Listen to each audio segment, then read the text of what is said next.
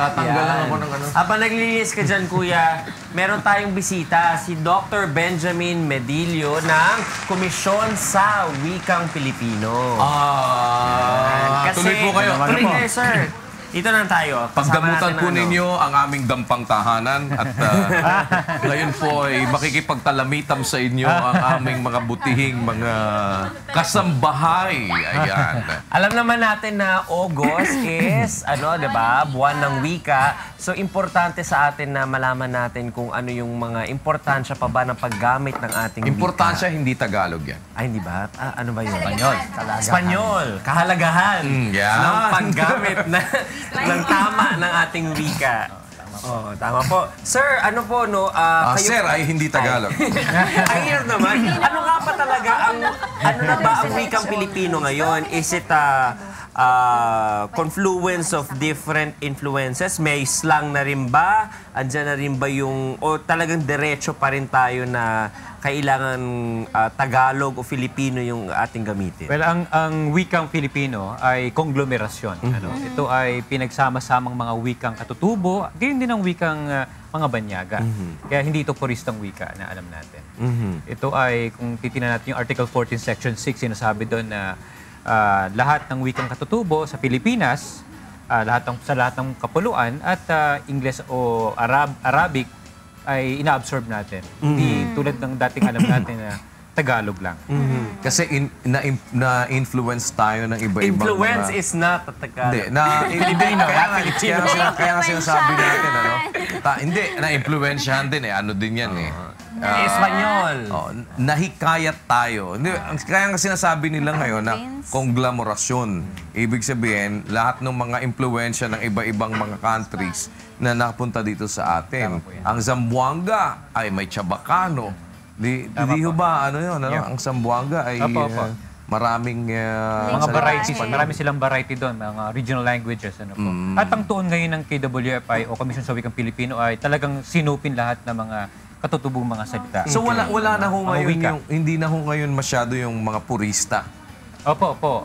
Nung panahon kasi 1940 pa yung Tagalog. Tagalog yan uminog at ngayon kala natin ay hanggang ngayon Pilipino pa rin ang konsepto, pero as a matter of fact, F na dapat yan, Filipino. Filipino na. Hindi Pilipino. Kaya nalilito na nga din yung iba Dapat siguro magkaroon na din tayo ng masabi natin ano ba talaga yung dapat na gamitin Dahil F at saka P. Pero pinagpapalit-palit naman yun Depende kung paano ang gamit, di ba? Opo. Pero sangayon po sa Konstitusyon, sa Article 14, Section 6, sinasabi dyan, the national language of the Philippines is Filipino. As it evolves, it shall be further be enhanced. Secondary ay Ingles. Opo, Filipino, F talaga. Kumaga 1959, naging Pilipino po Pero noong 1973 Constitution hanggang 1987, F na. Pinatatag po talaga yung F na po ang ginagamit. Filipino. Kaya kung titignan po ninyo yung mga pasaporte natin, makita nyo nationality, Filipino. Hindi na P. Kaya dapat pag kumanta ka, ako ay Filipino! Ganun po dapat. Dapat nga baguhin po rin yan, Dapat F na talaga.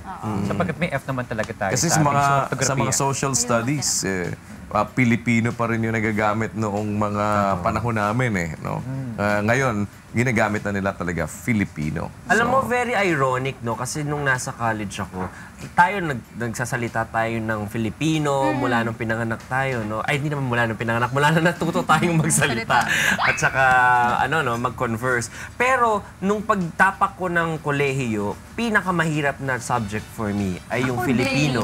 Dahil yung rules masyadong stickler for rules na yung grammar, tsaka paggamit, kung ano ba yung dinodoble mo, magdaragdag, magdadagdag, yung mga ganon na rules, ang hirap, bakit ganon ang parang sentimiento ng katulad namin sa sariling wika? Sa palagi ko, yun ay normal yan, sa tingin ko, natural yan. Kasi sa language acquisition theory, talagang mayroong ganyang struggle. Kumaga may mga birth pains ka kapag nag-aaral ka, matutuhan ang wikang Filipino. Hindi naman yan extraordinaryo. Tsaka hindi lang naman, Prof, sa Pilipino yun Hindi lang naman yung ating sariling wika yan ganyan. Kahit naman sa ibang countries, you will also din sila. para be surprised na sa Amerika, hirap din sila sa grammar ng English. Pero mas Hindi stricter correct tayo, mas stringent tayo sa gramatika. Kaya mas magaling tayo kung tutuusin. Correct. Sa pagsasalita, Compose. pagsulat sa gramatika. Kahit sa English, di ba? Dahil tayo masyado meticuloso sa grammar ng English. Mas grammar conscious natin kung tutuin kayo sa kanila. Pero Prof, ako napapansin ko kahit sa mga kabataan ngayon, mas nagiging keen sila doon sa grammar ng ibang lahi, ibang countries, kesa sa grammar natin. Dahil sa grammar natin, yun nga, yung sinasabi na yun na halimbawa, yung alin ba yung uulitin mo, kailan ba, paano mo uulitin, halimbawa, karagdagang, kadagdagang, meron mga gano'n, D at R yun. R, tsaka Kailan ginagamit yung D at R? oo, tapos yung pati yung pag-uulit ng ibang mga Yung mga salita nananatili, na inanatili, yan. oo, maraming Pagkakaltas naman yun. maraming mga rules na hindi pinapansin ng maraming mga Pilipino. Yan, Kagaya oo, halimbawa oo, nung tama. nakain ka ba ng bangus? Diba? Kasi nagiging acceptable yan, katanggap-tanggap pagka nasa probinsya ka. Ala, ikaw gagawin nakain ng bangus. Batanga. Oo, di ba? Mga gano'n, di ba? So, pag nadinig ng iba, nagiging ano na rin. Yan naman po yung nabanggit niya, sir, ay yung sa tuldik naman yan. Ang Komisyon sa Wikang Pilipino po ay merong mandato na magturo ng mga ganyan mga wastong gamit ng mga salita. Ano po, may tinatawag din tayong masinop na pagsulat at may tinutulak po kami ngayon ortografiyang pambansa. Andiyan po makikita ninyo paano ginagamit yung mga yan. Katulad po ng mga nabanggit yung mga problematikong sa palagay ninyo ay lehitimo na dapat maunawaan ng publiko mismo. Kaya hindi nila naiintindihan sapagkat hindi nga sila siguro malay doon sa ganyan mga ortografiya o kaya mga wastong gamit ng mga salita. Paano ho ngayon ninyo iniisip isulong yan? Dahil sa nakikita naman natin ngayon na talagang ang maraming mga kabataan ay una, namumulat sila sa wikang banyaga. Lumalaki sila na mismong yung sa kanilang tahanan ay hindi naman yung wikang Pilipino ang ginagamit. At pati nga doon sa pagiging sabihin na nating mapagmatyag sa paggamit noong tamang panitikan, ng gramatika, ay mas mas nagbibigay sila ng kapamigatan sa pag-aaral nila ng ibang salita. Natin? Kagaya ngayon, buwan ng wika. Dati nga, linggo lang tayo ng wika. Ngayon, buwan na ng wika. Meron ba kayong Dapat nga taon yan taon ng wika. Hindi na dapat buwan yan. Kaya nakakalimutan na parang nasisingit lamang ang buwan ng wika. Kung tutuusin, dapat ito ay kumaga continuing process talaga, learning process ang wika. Sa Komisyon sa Wikang Pilipino po, ang ginagawa namin ay may mga patuluyan kami mga gawain. Tulad po ng nakaraan lamang linggo ay sinagawa namin ang kongreso sa pagkaplanong wika, language planning.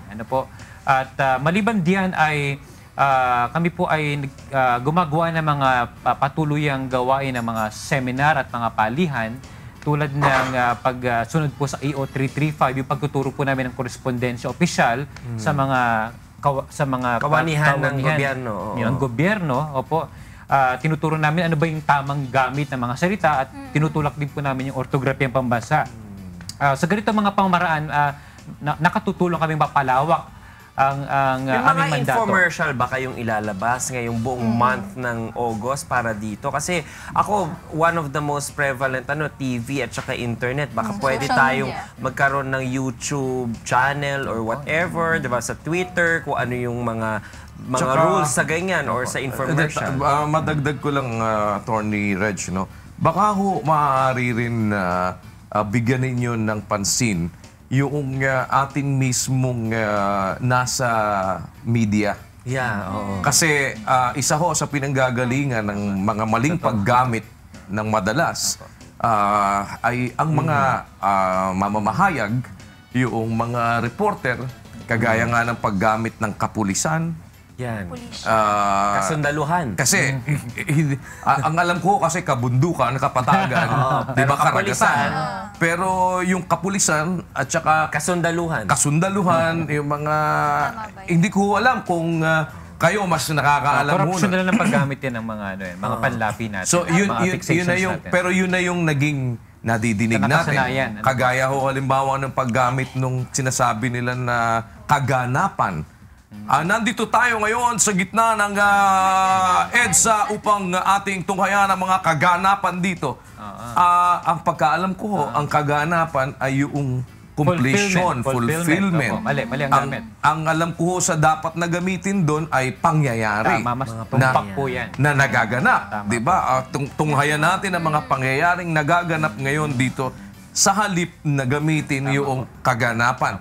Subalit nakikita ho natin ngayon at nadidinig natin hindi lamang sa himpilan ng mga radyo kundi maging sa telebisyon. Ito isang palasak na ginagamit ng mga mamamahayag na nagiging para bang ang pangdinig ng mga nanonood ay yun ang tamang paggamit ng salita. Napakalaki ho ng panghikayat nito maging sa mga kabataan. Ano ho naiisip ninyong gawin na paraan dyan? Ang aming pong ahensya ay mayroong isinasagawang mga buwanang pagtitipon ng mga media. Tinawag po namin itong Kapihang Wika. At doon ay pinagkasama-sama namin lahat ng mga inimbitahan po namin mga taga-media at doon po namin pinapakita yung mga wasto at mga maling gamit na dapat na iwaksi. Kaya pinapakita namin mismo yung mga gawa nila at ano yung tama at ano yung wasto. Pinapakita mga sinasabi nila. Sinasabi rin nila. Sa ganung paraan ay nagkakaroon ng edukasyon sa tama o wastong gamit. Hindi ba maaari rin na sulatan ninyo ang mga himpilan Parang ng MTRCB, parang himpilan ng ng mga telebisyon at ng radyo? Opo, maganda po ang At mga kayo ho ay parang mamanhik sa kanila kung hindi man isang bagay na baka maaari ding sa bandang huli ay gawin din na isa batas din ito na sa pamamagitan po ng inyong komisyon ay igiit natin na dapat ang nangunguna sa tamang paggamit ng mga salita na lalo na ng ating sariling wika ay tayong mga mamamahayag, tayong mga nagsasalita sa telebisyon dahil ito ay malakas na nakakahikayat at nakakapagbigay ng mali na impormasyon dahil kung talagang ang ating papel ay yung magturo, 'di ba, magpahayag ka nga ho mabigay yung tamang dapat na matutunan. Baka humari ninyong magawa siguro. Tama po. Sa inyong komisyon. Napakagandang mungkahi po. Kaya magle-lecture sa atin si Dr. Benjamin Medillo sa mga dito sa Opo, UNTV, opo. di ba? Wala po Welcome problema natin. dyan. Ay, kami ho ay amin huding makikipag-ugnayan po kami sa inyo at ito ay isang bagay na aming igigiit bilang pagtuwang sa inyong Maraming mga salamat. kampanya na ang amin din hong mga mamamahayag ay sagawa tayo ng isang pagtuturo sa kanila. yan. At makapag-imbita ho kami ng manggagaling sa inyo para mabigyan kami ng gabay sa kung paano bang dapat na paggamit ng mga salita. Dahil nakakalungkot tong isipin na para bang nababastos din at nabababoy yung sarili nating wika na tayo mismo ay nagiging kasangkapan, sinasadya man o hindi sinasadya. Diba? Kaya may sundot ko lang din. Kasi Sige. parang recently, may isang article na bumatikos dun sa huling sona ng Pangulo dahil medyo kumalat ito dahil sinasabi bakit daw Filipino yung wikang ginamit. Na parang sinasabi niya doon na it's a national matter, dapat daw hindi lang mga Pilipino kumbaga ang Hindi lang- nakakaintindi. Parang dapat in English daw yung ginamit niya na lengguwahe. Ako naman ano naman ako doon. Kaya nga tayo nagkakagani-ganito Yes. Pumunta ka sa ibang mga bansa, bahala ka, mag-aral ka ng... Kaya nga sabi ko, pinupuri ko nga yung nasa Australia yung Prime Minister nila doon di ba? Sinasabi nila, nandito kayo sa amin, ang aming ginagamit na salita ay Ingles. Mag-aral kayo ng Ingles. Sabi nila, di ba? Kayo nandito sa amin Ngayon, kung ayaw ninyo sa aming mga pulisiya, ayaw ninyo sa aming patakaran, hindi kayo... Ayaw ninyong makisama doon sa kung saan kayo nandirito na tumatanggap sa inyo. Lumayas kayo. Yun ang sinasabi nila. Di ba parang dapat ikaw ang mas may pananagutan na alamin ano ba ang sinasabi nito na sa sarili niyang wika. Yun ang kanyang kinalakihan, kinamulatan. Ikaw ang mag-adapt. Ay di kaya nawawalan sa atin ng respeto dahil masyado tayong magagaling. Sa sobrang galing natin, pag nagsalita tayo ng Ingles, mas daig pa natin ng Amerikano. Mas nangangailangan pa tayo ng accent reduction kesa sa kanila. Eh, di ba parang, sa akin ewan ko, ano pananaw ng Komisyon ng Wikang Pilipino doon? Sa palagi ko po yung mga ganyang kritisismo ay nagmumula lang sa mga mangilan-ngilan. Subalit ang paggamit talaga ng Filipino ay talagang tumpak lang sa pagkakataon na sapagkat ito ay SONA. Ito ay para sa madla, para sa publiko at kailangan lang talaga dapat ito ay nasa wikang alam natin. Upang maintindihan natin kung anong inuulat niya sa boss. Tama. Ganito ho kasi ang nagiging lohika. Sabi nung iba, ang Pilipinas naman, hindi lang Tagalog ang salita. Dahil may Bisaya, mayroong ano, di ba? Iba-iba. May Bisaya, may Cebuano, may iba pa yung Waray, iba pa yung ano. Sabi na, kaya dapat English. Ay, kung hindi pa naman kayo din isa't kalahati, tignan mo. Yung English na pag-aralan mo, yung Tagalog di mo mapag-aralan. Tama ka. Di ba, parang sinasampal mo naman ang ating bansa na sasabihin mo, hindi kasi kami, Bisaya kami Ilocano kami ganito kami, Kapampangan kami ganito kami. Kaya dapat English dahil para mas naiintindihan ng lahat. O kaya sabihin, may mga panauhin tayo. Ba't pumunta ka sa ibang bansa? Mga panauhin nila, meron silang interpreter. Di problema mo pumunta ka dyan, di mo ako maintindihan. Kumuha ka ng makakapag-translate sa'yo. Pero para tayo mismo mga Pilipino sabihin natin na, hindi, wag na Tagalog. Kasi di namin naiintindihan. Nakakaya naman sa atin yun, di ba? Na tayo pa mismo magsasabi ng gano'n. Tsaka kuya, bakit ganun? Sa mga, napansin ko lang, di ba, sa international pageants, bakit hindi wikang Filipino ang ginagamit natin? No? Kasi nga magaling tayo Di ba? Magaling tayo. Nag-aaral tayo ng Hapon, nag-aaral tayo ng German. Magaling tayo Kaya nawawala naman tayo ngayon ng parang... Identity. Parang, kasi ang logika naman doon, marunong ka naman magsalita, pahirapan mo pa, mag-interpreter ka pa, mahal magbayad na interpreter, yung mga tipong ganyan. Well, maraming argumento, pero ewan ko ngayon kung paano siguro pwede ninyo sabihin din sa amin kung paano din kami makakatulong bilang isang individual, bilang isang organisasyon, para nang sa gayon ay mapagtibay natin yung ating mismong sariling wika. Isa pong napakalakas na instrumento ang media. At salamat po sir kapag ganyan ang mga alok nyo sa amin, di namin tatanggihan yan sa pagpapalakas ng sarili nating wikang pambansa, ang Pilipino. Katawang po namin kayo na sana maitulak namin ang ganito mga kampanya na wastong paggamit ng mga salita, ang paggamit ng ortografiya, dapat ginagamit natin yung spelling natin at wastong pagbaybay at paglalagay ng mga tuldik. Tulad po na sinabi nyo kanina, yung salita na nagbabago-bago dahil sa maling pagbigkas o kaya mali ang pagkakatuldik, binabalik po natin yan ngayon.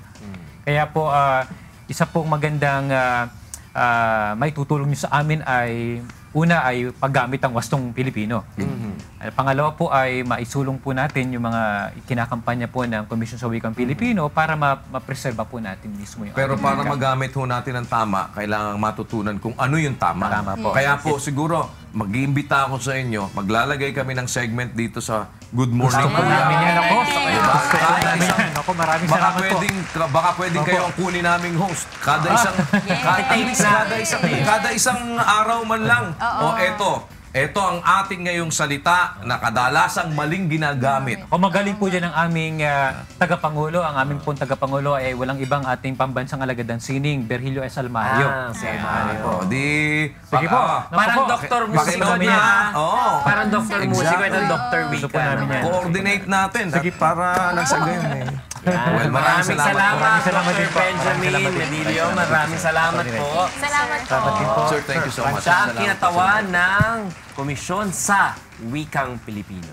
Yan lang. Yung sa, ng, malaking usapan. Kinorek ka ako ni Sir kanina kasi sabi ko nang. Para yung Sa pala. kapisanan ng mga broadcaster ng Pilipinas.